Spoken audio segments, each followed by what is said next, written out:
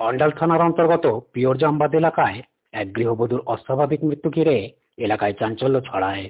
সূত্র মারফত জানা যায়, বাঁকুড়ার মাচানতলার 25 বছর বয়সী সঙ্গীতা দাসের বিয়ে হয় অন্ডাল থানার অন্তর্গত পিওরজামবাদের সৌমিত্রদের চলতি বছরের এপ্রিল মাসে।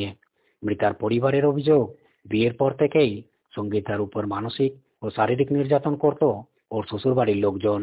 মৃত গৃহবধূর পিতা সোমনাথ দাস স্বামী সহ শ্বশুরবাড়ির সদস্যদের বিরুদ্ধে খুনের অভিযোগ দায়ের করে। শনিবার রাত 11টা নাগাদ গৃহবধূর ঝুলন্ত দেহ উদ্ধার করা হয় তার শ্বশুরবাড়ি থেকে। খবর পেয়ে অন্ডাল থানার পুলিশ গিয়ে দেহটি উদ্ধার করে পোস্টমর্টমের জন্য ফাঁড়িতে নিয়ে আসে। এবং কি শুনলেন? সকালে মেয়ে আমাদেরকে আগের থেকে ওরা ইয়ে করতো, দাবি দেওয়া সাধ্য মতো আমরা দাবি দেওয়া দিয়েছি।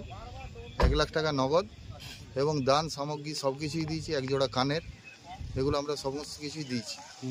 তা সত্ত্বেও মাঝে দাবি করতো যে বাবার কাছ থেকে 1 লাখ টাকা তুমি নিয়ে এসো। মেয়ের নামে একটা স্কুটি ছিল, সেটাও চাপ দিয়েছিল যে স্কুটিটা তুমি নিয়ে এসো, তোমার স্কুটি তুমি নিয়ে এসো। কত মাস আগে বিয়ে হয়েছিল? 30 এপ্রিল 2024। আচ্ছা, তারপর থেকে কিন্তু তারপর থেকে 15 দিন পর থেকেই মানে ওরা এরকম শুরু করেছিল।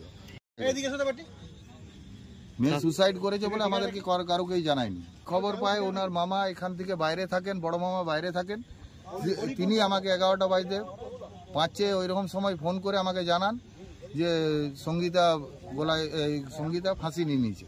মনে হচ্ছে আমার তো মনে হচ্ছে এটা মেরে টাঙিয়ে দেওয়া কেস। থানায় অভিযোগ করলেন? থানায় অভিযোগ করলাম। কি নাম আপনার? আমার নাম সোমনাথ দাস।